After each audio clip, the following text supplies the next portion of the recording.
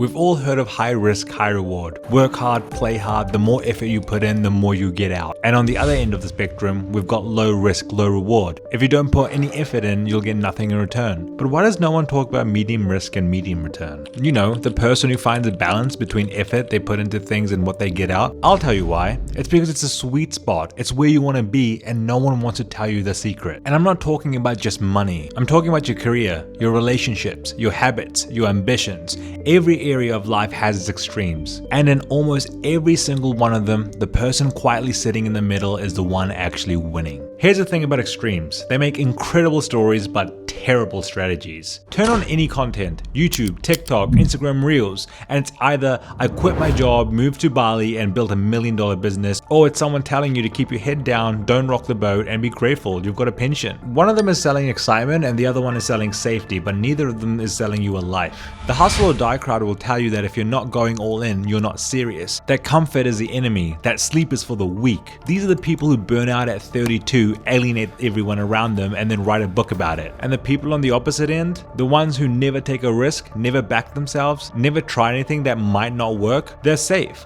but they're also bored. And they spend a lot of time wondering what might have happened if they'd actually just tried.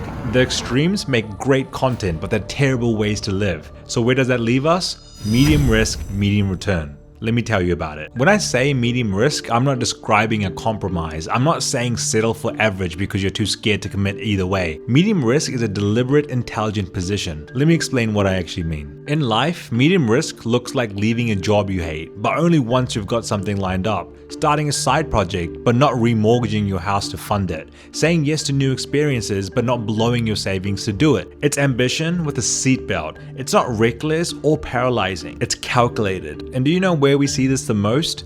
In investing.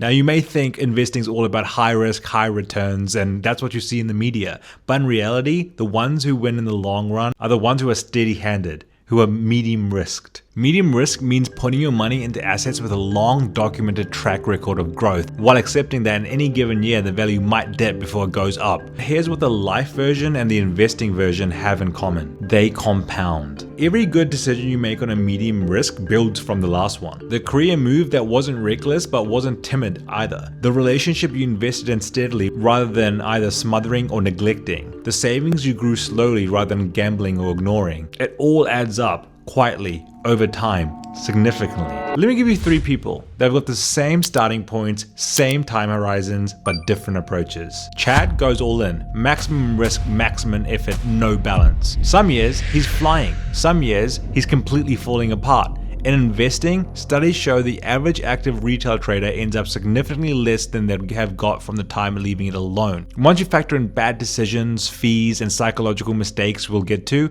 in life, they burn through relationships, opportunities, and energy chasing the next high. Ashley plays it completely safe. Nothing risky, nothing too bold. Her savings sit in a cash account getting slowly eaten by inflation. Her career plateaus because she never put her hand up. Her life is stable, comfortable, and quietly unfulfilling. Taran, yeah, that's me, sits in the middle. In investing terms, he puts his money into a global index fund and doesn't touch it. The stock market's historical average annual return, accounting for crashes, recessions, pandemics, all of it, is roughly 7 to 10%. At 8%, 10,000 becomes around 46,000 over 20 years. He takes calculated risks, builds the skill, puts in consistent effort without burning out. Now this math isn't magic, it's just what happens when you stop chasing extremes and let consistency do all the work. Now like any idea in the world, whenever something is said, there's always a counter argument. In this case, it's opportunity cost. There's a pushback that I always hear, and it's worth taking it seriously. Sure, medium risk is fine, but what if I'd gone all in NVIDIA in 2019? Or started that business at 22 instead of waiting? Or moved to New York when I had the chance? Now I'll be honest with you, back in 2019, I did invest a large amount in NVIDIA. But at the same time, I also invested in a company called Beyond Meat.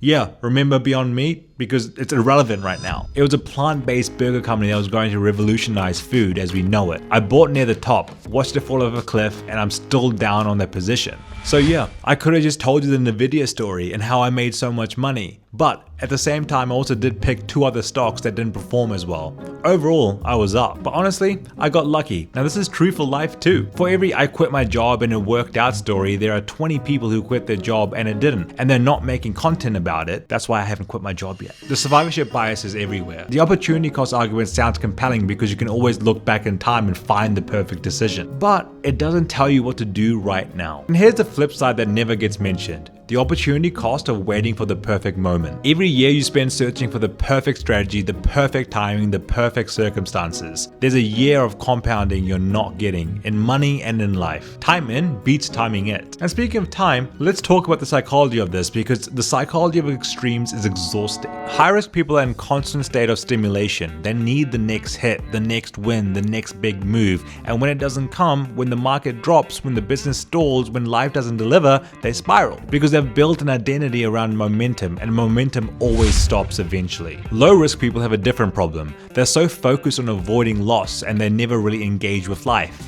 Every decision gets filtered through, but what if this goes wrong? And eventually nothing happens. Not because life didn't offer them anything, but because they talked themselves out of every single opportunity that had any uncertainty attached to it. The medium risk person, they made peace with uncertainty without being addicted to it. They know that not every decision will work out, and that's fine because they haven't bet everything on any single one. They can absorb a setback without it being catastrophic, and they can pursue an opportunity without it consuming them entirely. That's not boring, that's durable. So, there's my argument for being a medium-headed person. But what does this mean for you in real life? What does it look like practically? Here's some tips that I've done. In your finances, open a stocks and shares ISA if you're in the UK. Your gains are sheltered from capital gains tax, which matters enormously over a long time horizon. Choose a low-cost index fund or ETF, Vanguard, iShares. Set up a monthly direct debit, observe it, and don't obsess over it every day. In your life, pick that one thing that you've been putting off that seems too risky. And not the biggest, scariest version of it, but the medium risk version. The one where you can back yourself just enough to start without betting everything on the outcome. Then do that, and then do it again. But ultimately, diversify. Not in your financial portfolio, but in life as well. Don't put everything, your money, your identity, your happiness into one thing. Spread it. Let different parts of your life carry different weights at different times. And stop checking constantly. Seriously, checking your portfolio on a daily basis is actually what makes bad reactive decisions. Obsessing over your career every day is how you make anxious decisions. Build the strategy, execute it, and let it run. And honestly, the world needs extremes because extremes are entertaining. The overnight millionaire, the dramatic collapse, the all or nothing bet, these make great content. Medium risk and long-term consistency, not entertaining, methodical, and boring. But unfortunately, it's where actual, sustainable, life-changing results get built by ordinary people who have decided to stop chasing the extremes and just let time and consistency do what they've always done. Medium risk, medium reward, every single year. In your money, in your habits, and in your relationships.